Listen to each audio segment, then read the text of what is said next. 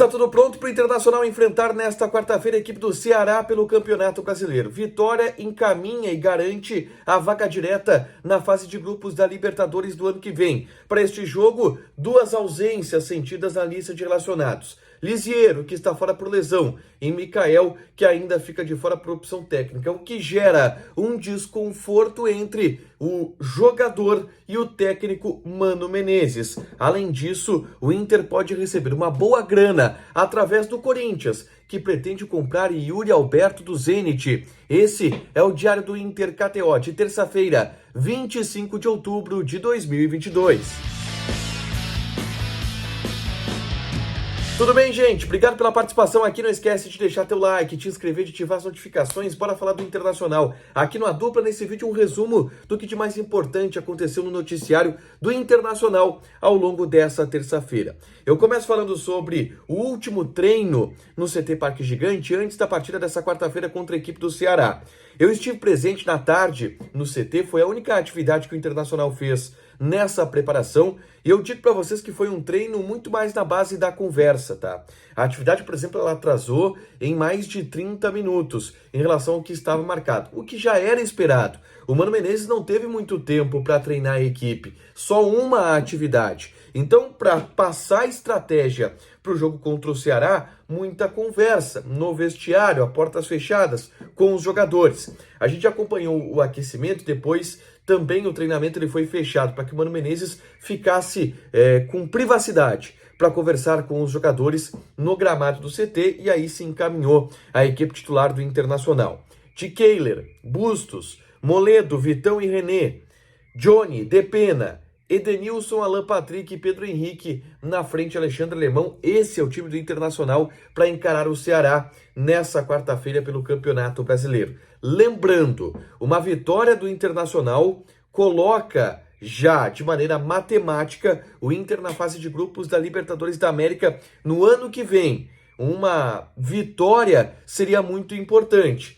Lembrando que também, pelos resultados paralelos, uma derrota do Internacional transforma o Palmeiras em campeão brasileiro de 2022, através da vitória do Palmeiras sobre o Atlético Paranaense nessa terça-feira. Então, é um jogo no qual o campeonato vai estar observando, porque pode ser o jogo do título do Palmeiras e pode ser o jogo da vaga direta do Internacional para a fase de grupos da Libertadores da América no ano que vem.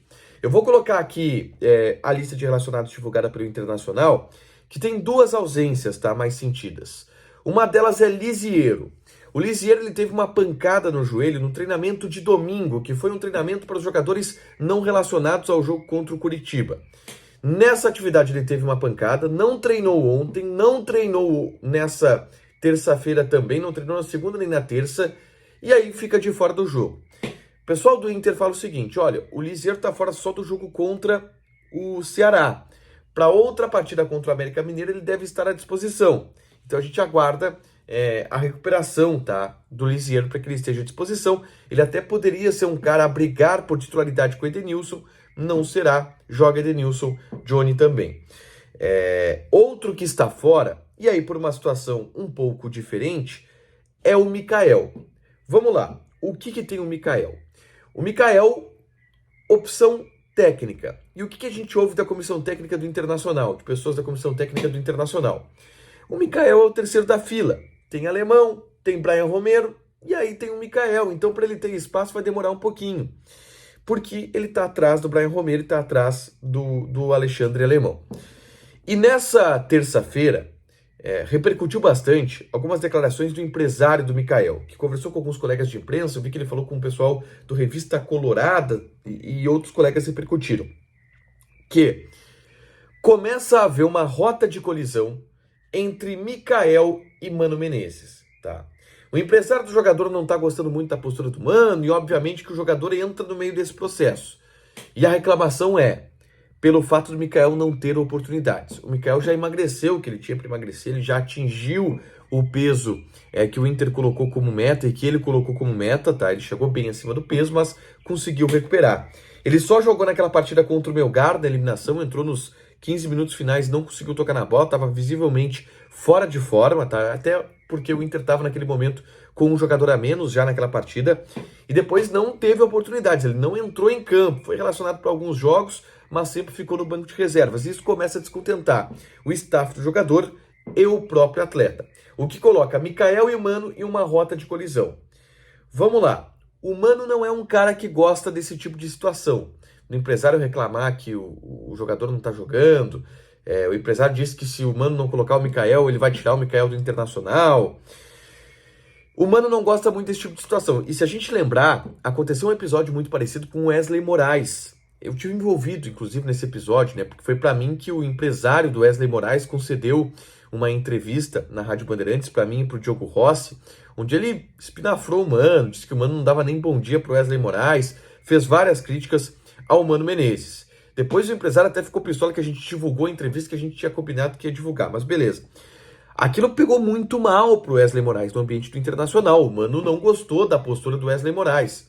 Depois ele até veio a recuperar um certo espaço, foi relacionado para alguns jogos, o Mano elogiou, disse que ele estava treinando bem, mas aí ele foi negociado com o Huesca, com o Levante da Espanha, e aí ficou tudo certo. Mas pegou muito mal aquela tentativa de forçada de barra do empresário. Pegou mal pro Wesley Moraes. E é possível que pegue mal pro Mikael essa situação agora com o Mano e com a direção do Internacional. A ver como o Mano vai administrar esse episódio. Mas começa a haver uma rota de colisão entre Mano e Mikael. O Mano não ficando muito satisfeito, não colocando o Mikael para jogar. O Mikael não ficando muito satisfeito, querendo sair e reclamar da posição do Mano. E aí é uma rota de colisão que vamos ver o que vai acontecer, né? Nessa terça-feira, eu gravei um vídeo falando e dando detalhes sobre a situação do Vitão, zagueiro do Internacional. O Vitão está na pré-lista da Copa do Mundo, tá? De 55 nomes. E o empresário dele está em Porto Alegre para tentar negociar com o Shakhtar Donetsk, ajudar o Internacional na negociação com o Shakhtar Donetsk por uma liberação do atleta, tá? Já que o Vitão está emprestado pelo Internacional até metade do ano e o Shakhtar está prometendo complicar um pouco esse negócio. Clica aqui para assistir, porque tem informações bem importantes a respeito do Vitão. E por último, eu trago informações sobre Yuri Alberto. O Corinthians começa a se movimentar nesse final de temporada para comprar o Yuri Alberto do Zenit da Rússia. O Zenit já colocou um preço, 25 milhões de euros, que foi o valor que o Zenit gastou com o Yuri Alberto no Internacional. Esse é o preço que o Zenit quer para vender o Yuri Alberto para o Corinthians. E aí se cogita se o Corinthians vai ter possibilidade de fazer esse investimento. O Corinthians tem maior potencial de investimento do que, por exemplo, o Internacional. O Inter jamais pagaria 25 milhões de euros. Se rolar esse negócio, o Inter tem direito a 10%, ou seja, 2 milhões e meio de euros, que dá aí uns 14 milhões de reais nos cofres do Internacional, tá? Um bom negócio seria para o Inter, que está de olho e monitorando essa situação do Corinthians para saber se vai ter condições de receber uma boa grana nesses 2 milhões e meio de euros. Para fechar, gente, vamos falar de KTO. Eu quero passar aqui as odds do Inter, que é bem favorito contra o Ceará, tá? Odd do Inter 1,54.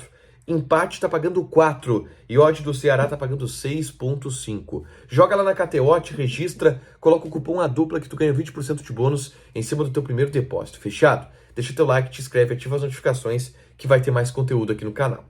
Beijo!